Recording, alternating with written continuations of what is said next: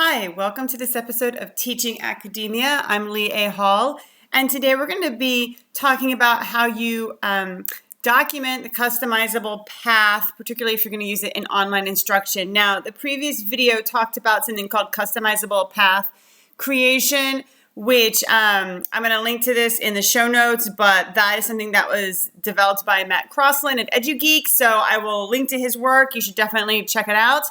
And what we're going to talk about today is if you give students the opportunity to make choices about their learning in your class and create a custom pathway in terms of maybe things that they read or assignments that they complete, how are you going to know what they did, right? You can't, even if you just have 15 or 20 students in your class, that's still a lot to keep track of if everybody's sort of having these opportunities to make their own decisions. So how do students document their work in a customizable path design format, and how do they do it in a way that is not going to be burdensome both to them and to you?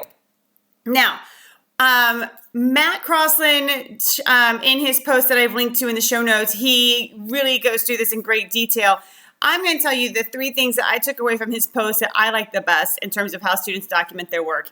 He talks about how they can do it through blog posts, how they can use Storify, and how they can use Hypothesis. And I'll link to Storify and Hypothesis also in the show notes. And the idea here is that with these three tools, they're tools that allow students to share what they did, right? Students can elaborate, they can provide reflections on their learning, they can link to their work, they can link to other documents. These tools do that. Now, of the three, my favorite is Storify. And I will say, while I'm familiar with Hypothesis might be a great tool, and I included it here because Matt talks about its benefits, but I have not had an opportunity to use it with students before, so just keep that in mind. I've picked Storify based on the fact that I've used Storify with students in different ways. I've used blog posts with students in different ways. And between, really, for me, Storify and blog posts, given my experience, I would pick Storify.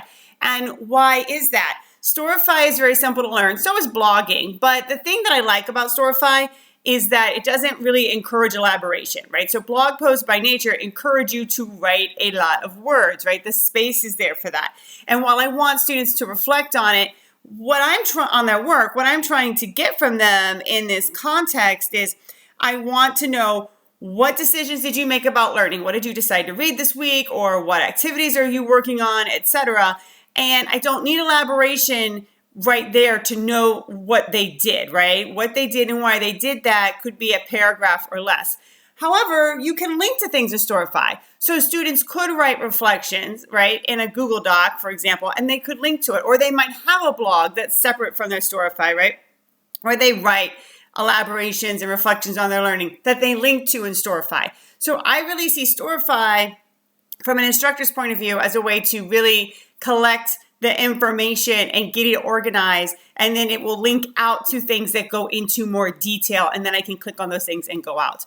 So Storify is really easy for students to learn. It's going to be really easy for you to learn if you haven't learned it yet. It's really easy to link to things, to document things, to create and organize lists.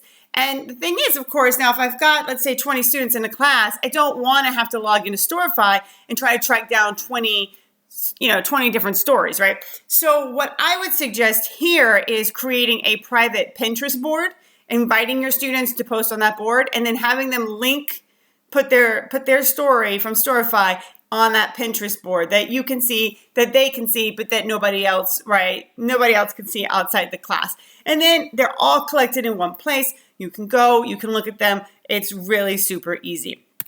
All right, so if you have questions about teaching and learning in academia, please feel free to contact me, leahhall39@gmail.com, and check out my blog, Teaching Academia, leahhall.wordpress.com, where we discuss issues of teaching and learning in higher education.